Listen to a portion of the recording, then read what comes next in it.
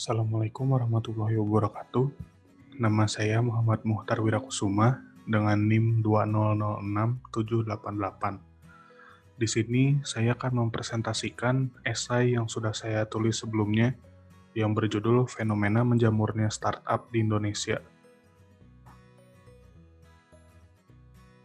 Yang pertama, apa itu startup? Startup adalah istilah yang digunakan untuk menggambarkan suatu bisnis yang baru didirikan dan masih dalam fase pengembangan.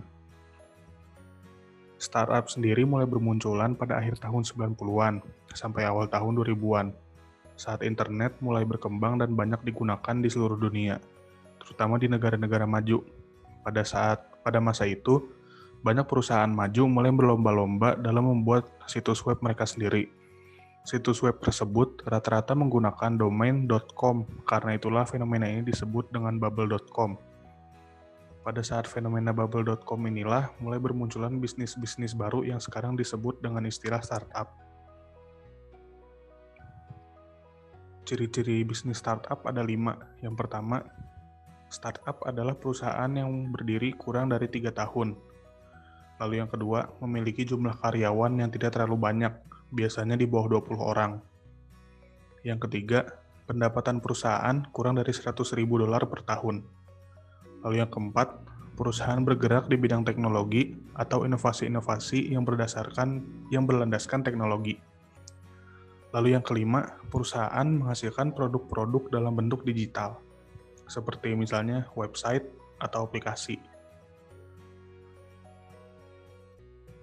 Lalu ada yang kedua, startup di Indonesia.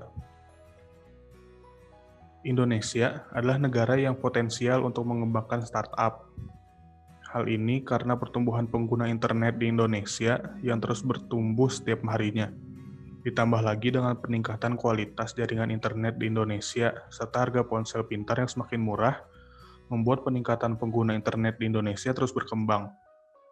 Hal inilah faktor yang menjadi sebab mengapa bisnis startup di Indonesia bisa berkembang dengan mudah.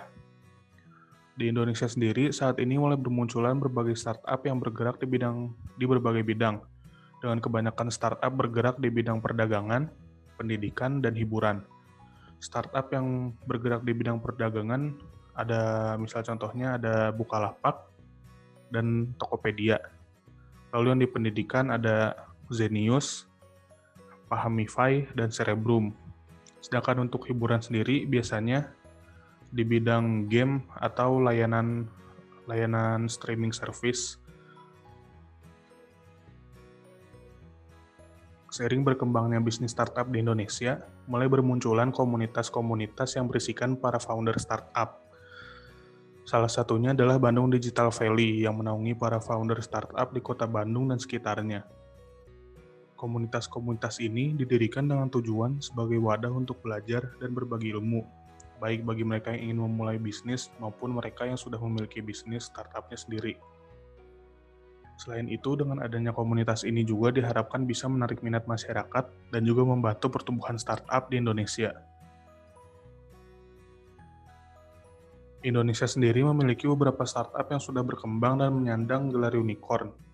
Unicorn adalah suatu istilah yang pertama kali diperkenalkan seseorang yang bernama Alan Lee di tahun 2013. Lee menggunakan istilah tersebut sebagai sebutan bagi perusahaan yang sudah memiliki valuasi lebih dari $1 miliar. Valuasi startup sendiri merupakan satuan nilai ekonomi dari suatu perusahaan rintisan.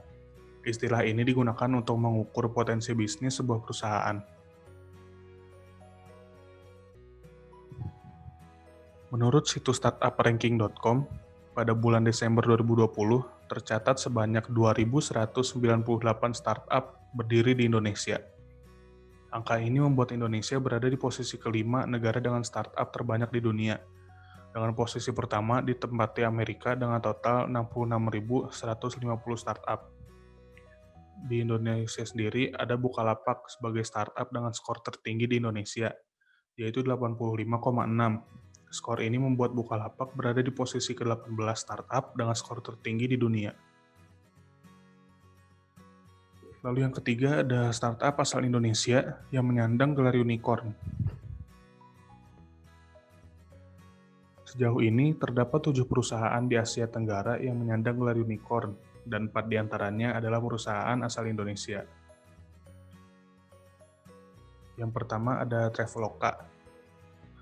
Traveloka adalah sebuah perusahaan yang menyediakan layanan pemesanan tiket, perjalanan, dan hotel secara daring dengan fokus perjalanan domestik di Indonesia.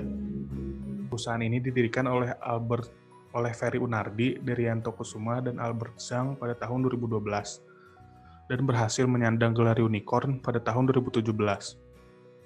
Kini Traveloka memiliki nilai valuasi sebesar 2 miliar dolar Amerika Serikat atau setara dengan 27 triliun rupiah.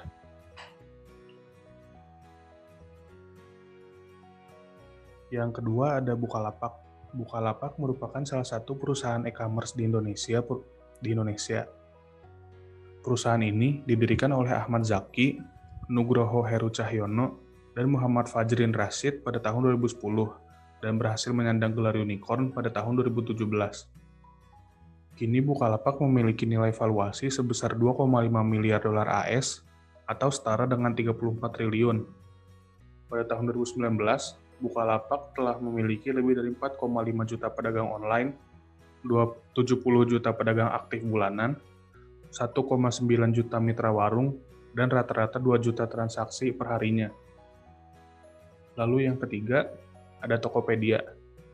Tokopedia pertama kali diluncurkan pada tahun 2009 di bawah naungan PT Tokopedia yang didirikan oleh William Tanuwijaya dan Leontinus Alva Edison.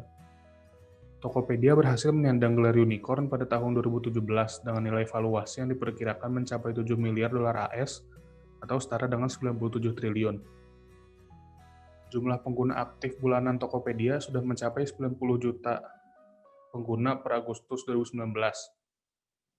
Sementara untuk jumlah penjual di Tokopedia, kini ada 6,4 juta merchant.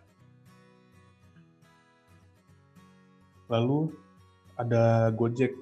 Gojek adalah perusahaan yang menyediakan layanan jasa transportasi ojek. Perusahaan ini didirikan pada tahun 2010 oleh Nadiem Makarim, yang sekarang beliau menjabat sebagai Menteri Pendidikan dan Kebudayaan Indonesia. Gojek menyandang gelar unicorn di tahun 2017, hingga pada tahun 2019, Gojek berhasil menyandang gelar Dekakorn. Dekakorn sendiri adalah istilah yang digunakan untuk startup yang nilai valuasinya sudah lebih dari 10 miliar dolar Amerika Serikat. Kesimpulannya, menjamurnya startup di Indonesia adalah salah satu tanda akan tumbuhnya ekosistem digital di Indonesia. Karena kemunculan perusahaan startup ini dapat menjadi awal dari tumbuhnya perusahaan berkualitas yang mampu membantu menyelesaikan berbagai permasalahan masyarakat. Selain itu, munculnya startup juga dapat membantu pertumbuhan ekonomi negara dengan cara menyediakan lapangan kerja baru yang bisa mengurangi angka pengangguran di Indonesia. Mungkin segitu saja dari saya. Mohon maaf atas kekurangannya. Wassalamualaikum warahmatullahi wabarakatuh.